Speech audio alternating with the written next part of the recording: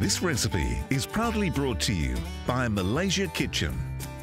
We've been talking a lot about Malaysian cuisine this month, and I've got Colin here who's going to show us a fantastic Malaysian recipe because you've just come back from Kuala Lumpur, got lots of ideas. This recipe sounds delicious. What is it? Well, what I'm going to do today, Justine, it's a cutlet, a fish cutlet, which I'm going to spice up with a lot of different spices that I've come across in Malaysia. Together, we'll whip up a little refreshing cucumber salad and, of course, a lovely zesty coconut sauce to go with it. Jeez, there's a lot to do. There is a lot to do, so I think let's get cracking, will we? So, got the different selection of spices here. I've got white pepper, turmeric, cumin and coriander.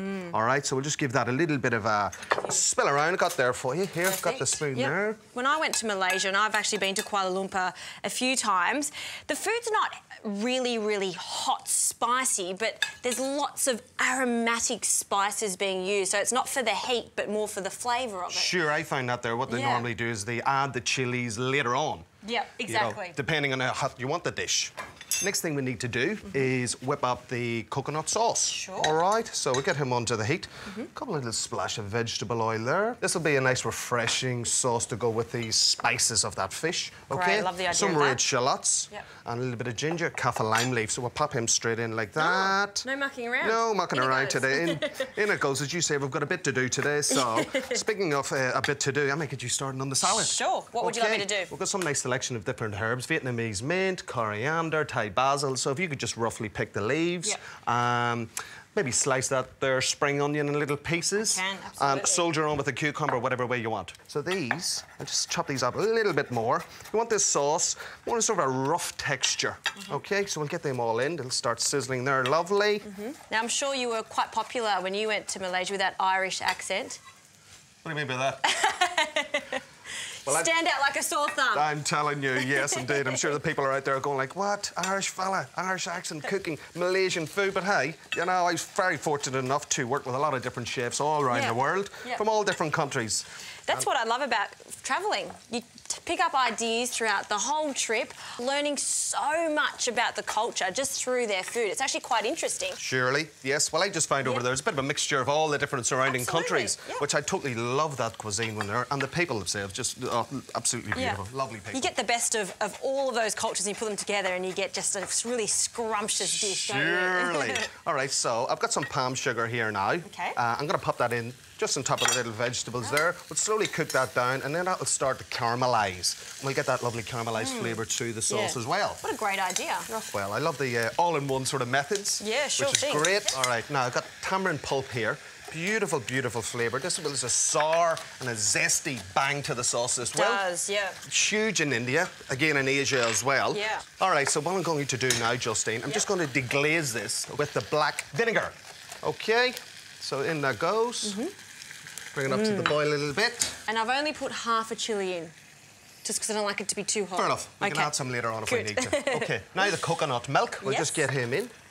There we go. So what I'm going to do is we'll let the sauce cook on there for about 10-15 minutes. Just all those flavours just to get together in that lovely coconut milk. Great. All right, now it's the exciting time. Onto the frying of that cutlet of bara. Great. Okay, I'm going to swap that over. You've got some vegetable oil there. Some vegetable oil and a little bamboo skewer in there. See, it's starting to bubble up there. It'll start rising to the top now. That oil temperature is perfect. Probably looking at about 180 degrees Celsius. That's a great tip to have because if you don't have a thermometer, then this is the exact way you can find out that that oil is not too cold or not too hot. Well, we certainly don't want it cold because what it'll do, it'll just go into Soggiesville. Yeah, all right. Here we go. So all those spices have just stuck lovely to that barramundi cutlet, as you can see. Yep. So in she goes.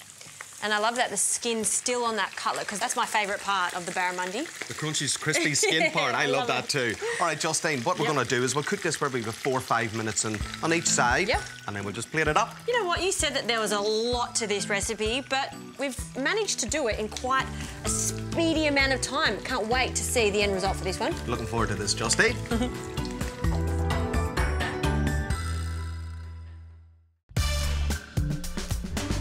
All right, there we have it, Justine. Looks fabulous. Boy, can you smell that in the air. All right, Yeah. little bit of salt over it. Yeah. Which is always grand. Now, this is the sauce here, the coconut sauce, which is finished. As you can see, the consistency is just absolutely perfect. Yeah. All right? But what I find, it needs a little more salt. So I've got some soy sauce here, probably about 2 teaspoons in there. I should just season it up enough for me. Do you want a wee taste of that? Yeah, I want to taste just to see how all these flavours come together. Ooh, I like that. You get a good bang from the tamarind there as well. The combination of tamarind and coconut works so well. Tropical, yeah, why not? Tropical heaven.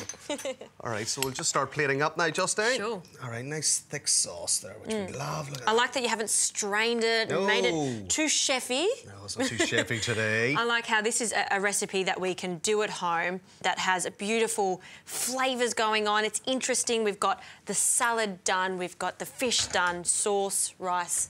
It's going to be a winner. Yeah, we're nearly there. I haven't put any lime in there for you. That would be grand if you could do that.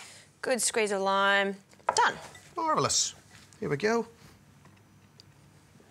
Fantastic plate choice there, those colours. Love that there blue. Look at it, isn't it? Gorgeous. And then the fish. And you do allow that to rest a little bit because it's piping hot once it's come out of that oil. For sure, and especially cooking it on the bone as well. Fabulous. Now, I've got a nice bowl of steamed rice, of course. If you could just put a couple of those crispy shallots on the top for me. On the rice. On the rice.